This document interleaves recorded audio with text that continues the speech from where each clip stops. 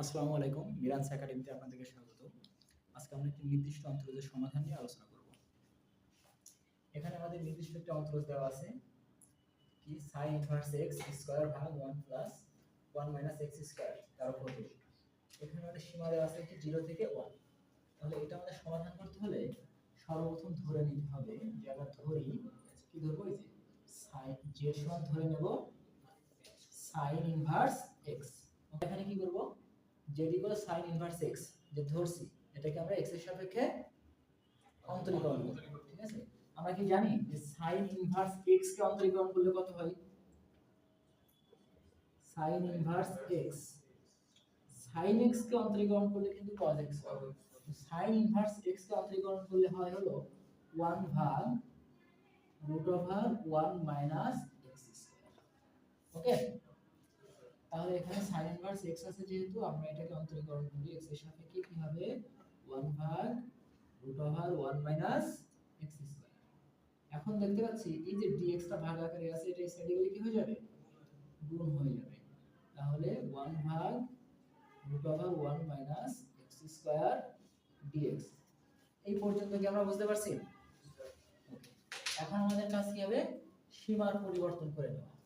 তাহলে যখন আমরা একটু দেখি, যখন আমাদের x সমান 1 ছিল, যদি আমাদের x সমান 1 থাকে তাহলে যে z সমান কি হবে, আমাদের এখানে কি আছে sin ইনভার্স x। তাহলে এই x এর জায়গায় কি বসে যাবে 1। বলতো যে sin ইনভার্স 1 মানে sin কত ডিগ্রি মান আছে 1, বলতো sin ইনভার্স 1 কখন হয়, কত ডিগ্রি হলে sin ইনভার্স 1 হয়? sin 90 ডিগ্রি মান 1। আমরা কি এটা জানি না? দেখো কিভাবে আসে, sin 90 ডিগ্রি সমান কত 1। সাইনটাকে এইদিকে পাঠিয়ে দাও, দিলে কি হয়ে যায়, এখানে 90 ডিগ্রি থাকে, এদিকে যে কি হয়ে যায় sin ইনভার্স 1।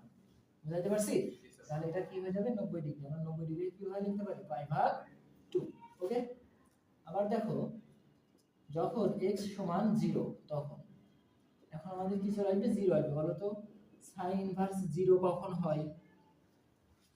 sin ইনভার্স 0 কখন হয়? sin 0 ডিগ্রির মান 0। আমরা কি এটা জানি না যে sin 0 ডিগ্রির মান কত 0? তাহলে 0 ডিগ্রি এটা এই সাইডে চলে গেলে sin ইনভার্স 0 হয়। ওকে, আমি এখানে দুটো মান পেয়ে গেলাম। এই মান দুটো এখন আমরা এখানে বসাবো। ওকে, একটু বসাই তো। sin ইনভার্স x এটা সমান আমরা কত ধরছিলাম, sin ইনভার্স x সমান কত ধরছিলাম, এই যে z। তাহলে sin ইনভার্স x এর উপরে আমাদের স্কয়ার আছে, z এর উপরে স্কয়ার।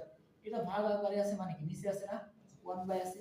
তাহলে 1 by √1 minus x square dx, এটা সমান কি বসানো যায় 1 by √1 minus x square dx, এটা সমান কি বসানো যায় dz। ওকে, আর এখন আমরা সীমাটা দেখি। 1 এর জন্য আমরা সীমা কত পেয়েছিলাম পাই ভাগ 2।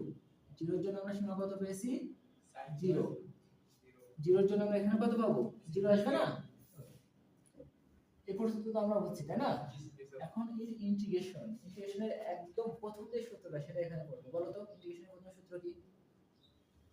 ইন্টিগ্রেশনের প্রথম সূত্র হচ্ছে এই যে আমরা যদি এটা দেখি x to the power n dx, এটাকে যদি ইন্টিগ্রেশন করা হয় পাওয়ারের সাথে এক যোগ হয়, পাওয়ারের সাথে এক যোগ হয় এবং যোগ হয়ে নিচে বসে। ঠিক আছে, তাহলে এখানে পাওয়ার কত, পাওয়ার হলো স্কয়ার বাই 2। 2 এর সাথে এক যোগ হয়ে কত হয় 3।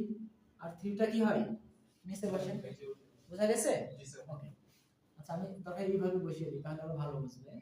2 প্লাস 1 পাওয়ার সাথে এক যোগ হলো এবং 2 প্লাস 1 নিচে বসলো। ঠিক আছে, আর এখানে কি হবে সর্বনিম্ন মান, এটা এখানে হবে সর্বোচ্চ মান।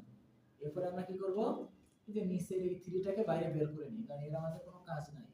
আর এখানে z এর পাওয়ার কত হয়ে গেল 3 হয়ে গেল 0 1। ওকে, সরি 0 পাই ভাগ 2।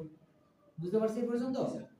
এখন এই যে মানটা সর্বোচ্চ মানটা এটা আসলে কার, এটা কিন্তু z এর মান। কি z এর মান না? তাহলে z এর জায়গায় বসে যাবে। দেখো তো z এর জায়গায় কত বসলো পাই ভাগ 2 তার কিউব মাইনাস 0 তার কিউব। তাহলে এইভাবে কি এটা দেওয়ার প্রয়োজন পড়ে না। এটা দিলে কিন্তু মানুষ পাগল বলবে, তাই নয় কি? তারপর আমরা দিই, হ্যাঁ। তাহলে 1 ভাগ 3 তোমরা জানো দিও না, এটা দিলে সমস্যা নাই, যে সারা খাতা দেখবে একটু হাসবে দেখে। তাহলে এখন এই যে পাইকে কিউব করলে পাই কিউব হয়, আর নিচে কত আছে 2, 2 কে কিউব করলে কত হয় 8 হয়। ওকে, নিচে 3 এর সাথে 8 টা গুণ হবে না, 3 8 এ কত হয়ে যাবে, 3 8 এ 24। বুঝা গেছে এটা? জি স্যার। তাহলে এই যে পাই কিউব ভাগ 24 এটাই হলো আমাদের এই অন্তরজের মান।